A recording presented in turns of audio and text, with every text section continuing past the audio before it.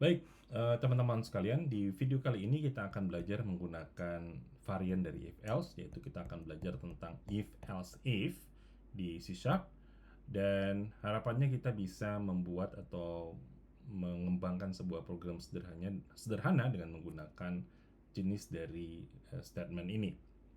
Dan setelah mempelajari video ini, diharapkan kamu bisa menjelaskan fungsi dari if, else, if, dan bisa membedakan fungsinya ya dengan pernyataan if, else yang kita pelajari sebelumnya. Dan yang kedua, diharapkan ya kamu bisa menulis program di C Sharp dengan menggunakan statement ini.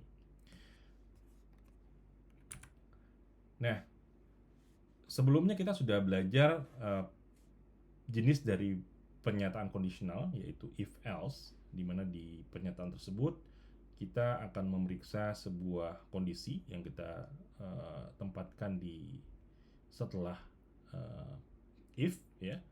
Kemudian kalau kondisi tersebut tidak terpenuhi, maka kita akan lanjutkan mengerjakan yang ada di bagian else-nya. Jadi if else itu digunakan kalau hanya ada dua kondisi yang ingin diperiksa ya.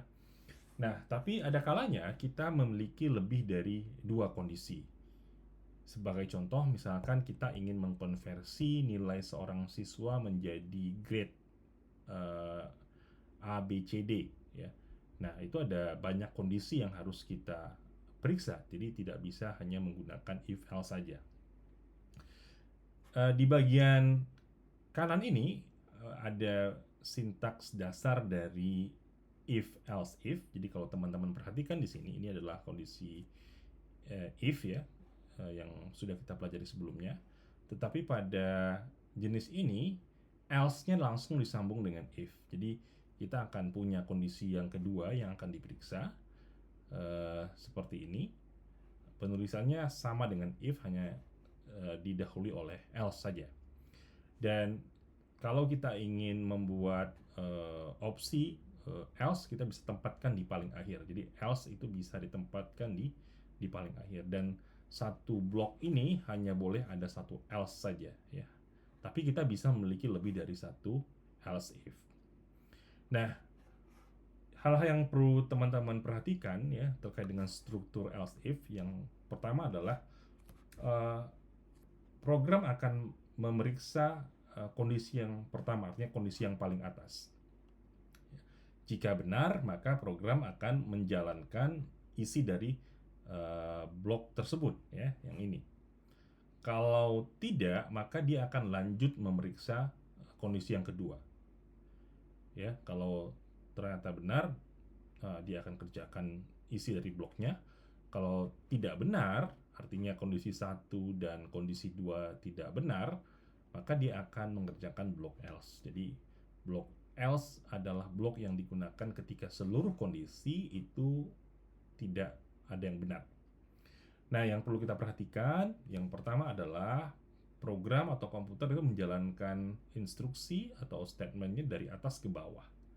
Ya, dia akan periksa dari atas ke bawah, dan ketika dia menemukan kondisi yang true, dia akan berhenti mengecek yang lainnya. Artinya dia tidak akan meneruskan untuk memeriksa kondisi-kondisi lainnya. Jadi ketika ketemu yang true, jalankan isi bloknya, kemudian selesai, dia akan keluar ya. Jadi urutan kondisi sangat menentukan hasil dari program.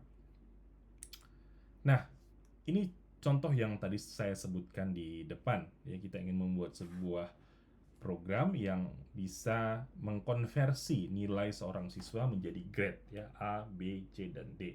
Aturannya seperti ini. Jadi ketika nilainya besar sama dengan 85, maka grade-nya adalah A. Ketika nilainya besar sama dengan 70, grade-nya B. Ketika nilainya besar sama dengan 60, grade-nya C.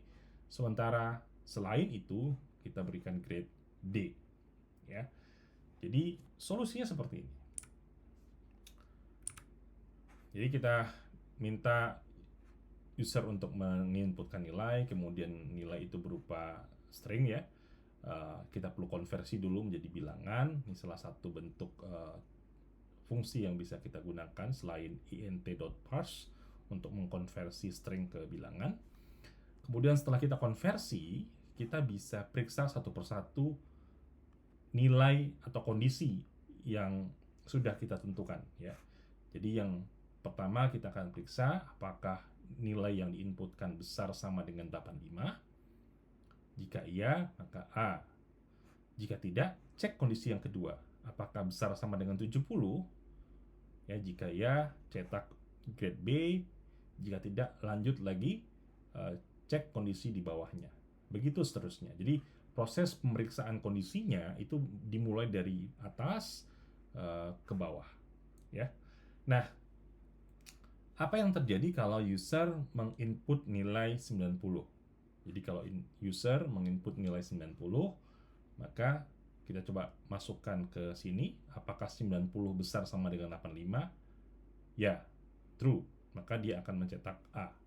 Setelah itu, komputer akan mengignore atau mengabaikan semua else if yang ada di bawah ini. Jadi tidak akan memeriksa lagi karena dia sudah menemukan kondisi yang true atau yang benar. Ya.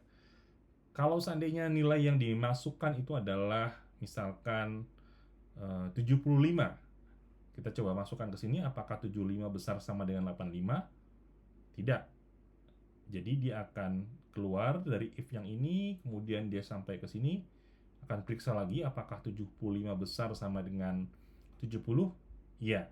Maka dia akan cetak B dan dia tidak akan melanjutkan memeriksa kondisi yang di bawah ini. Ya. Nah, sekarang apa yang terjadi kalau penulisan kondisinya dibalik? Kalau tadi kita mulai dari 85 ya, paling atas, kemudian 70 dan seterusnya. Sekarang kita balik. Jadi kita mulai periksa apakah dia besar sama dengan 60 nilainya, ya. Kemudian dilanjutkan apakah dia besar sama dengan 85. Nah, apa yang terjadi kalau nilainya sama dengan 90? Ya, masuk ke blok manakah kondisi ini? Oke, stop dulu videonya, coba periksa kira-kira hasil yang ditampilkan ke layar apakah grade C atau grade A. Kalau secara aturan harusnya grade A karena 90 besar dari 85. Tapi kalau menggunakan logika program ini apakah benar? Seperti itu hasilnya. Coba kita stop dulu dan nanti kita bahas apa jawabannya. Baik, jawaban yang benar adalah C, ya, grade C. Tapi itu salah secara logika. Nah, sekarang pertanyaannya kenapa bisa dapat grade C? Coba kita substitusi variabel nilai ini dengan nilai 90. Ketika dia memeriksa apakah 90 besar sama dengan 60? True, ya, benar. 90 besar sama dengan 60, sehingga dia mencetak grade C dan dia tidak memeriksa kondisi yang di bawahnya. Jadi itu kenapa grade C yang tampil ke layar. Dan ini juga menunjukkan bahwa penempatan nilai yang salah itu akan mengakibatkan logika yang salah, ya, logika yang salah. Nah, ini beberapa hal yang harus teman-teman perhatikan ya ketika menggunakan statement if else if. Yang pertama adalah kesalahan yang sering muncul adalah menyusun kondisi dari kecil ke besar seperti yang kita contohkan di depan. Yang kedua, menulis kondisi yang terlalu umum di atas ya. Yang ketiga, mengira semua if akan dijalankan. Tidak ya. Dia hanya menjalankan if yang kondisinya benar. Kalau dia telah menjalankan kondisi tersebut, maka dia akan tidak melanjutkan ke if yang atau else if yang di bawahnya. Baik, itu cukup materi untuk if else if. Setelah ini ada pertanyaan yang harus teman-teman jawab ya di bagian quiz, dan juga ada latihan yang bisa teman-teman kerjakan.